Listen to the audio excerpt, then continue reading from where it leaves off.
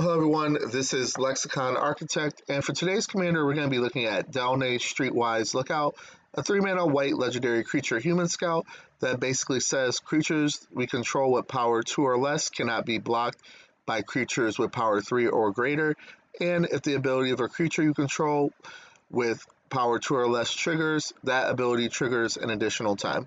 So let's hop into the deck tech. At mana value 1, we play Ephemerate to help us blink our creature of our choice so that we can double up on its ETB abilities.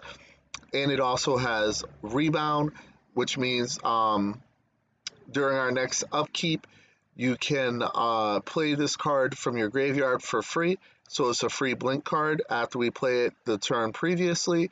Then we play Skull Clamp to help us draw cards. Soul Warden and Soul's Attendant allow us to gain life whenever a creature enters the battlefield. And if we control our commander, it will trigger additional time. At mana value 2, we have Archivist of Ogma. It's a 2-mana creature with Flash that says whenever an opponent searches their library, you gain 1 life, you draw a card. Then we play Blind Obedience to slow our opponents down. So artifacts and creatures your opponents control come to enter the battlefield tapped. Then we have Charming Prince, that when it ETBs, you can choose 1, scry 2, or you can gain 3 life, or you can exile another target creature you own and then return to the battlefield under your control at the beginning of your next end step. We play Dawn of the New Age to help us draw cards at the beginning of our end step. Then we have Suture Priest that basically says whenever another creature enters the battlefield under your control, you may gain a life. And then whenever a creature enters the battlefield under your opponent's control, you may have that player lose 1 life.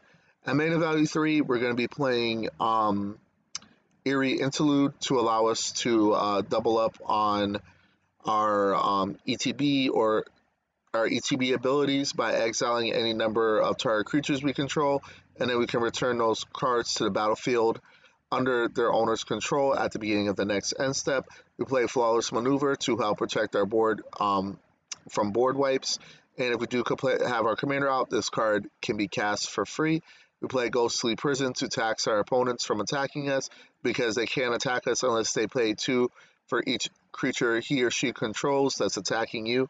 Then we have cards like Mentor the Meek and Rumor Gatherer to help us draw cards. Skyclave Apparition helps deal with problematic creatures that have converted mana cost 4 or less.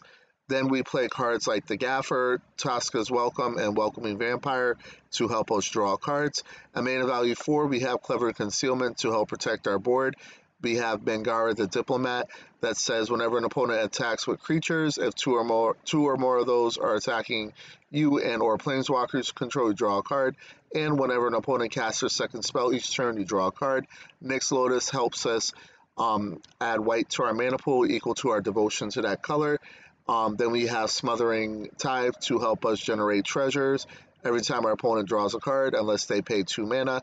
Then we have Teleportation Circle to blink one of our artifacts or creatures. And then lastly, we have Wrath of God as a mass removal spell. At mana value 5, we have Rabble Rousing with Hideaway 5. So we look at the top 5 cards of our library, put a card under this, and then whenever you attack with 1 or more creatures, you create that many 1/1 green and white citizen creature tokens. And then if you control 10 or more creatures, you may play the exile card that you put under this for free. Then we have Reverent Hoplite that says when it ETBs, you create a number of 1/1 white human soldier creature tokens equal to your devotion to white. Then we have Throne of Eldraine.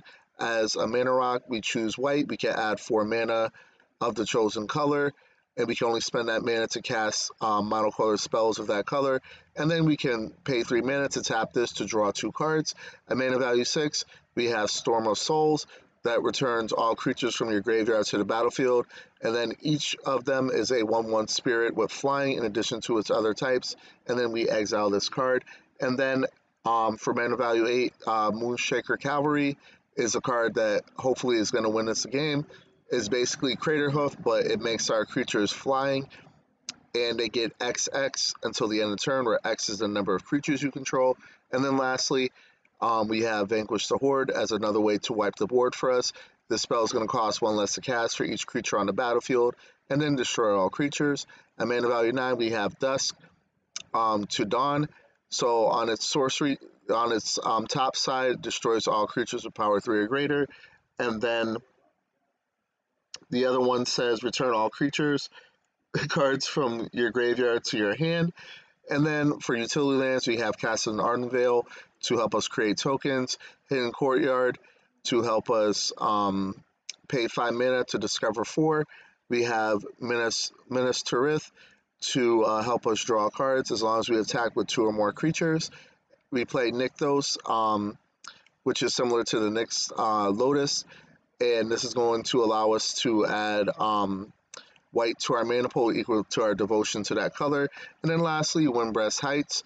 It does have Hideaway 4, which allows us again to look at the top 4 cards of our library, put a card under this, and then for 1 white, you can tap this, and you may play the exile card without paying its mana cost if you attack with 3 or more creatures this turn. So this is not a budget deck. So we'll not go in my budget deck section because this deck is coming around $379. If you like this deck tech, please subscribe to my channel and have a good day.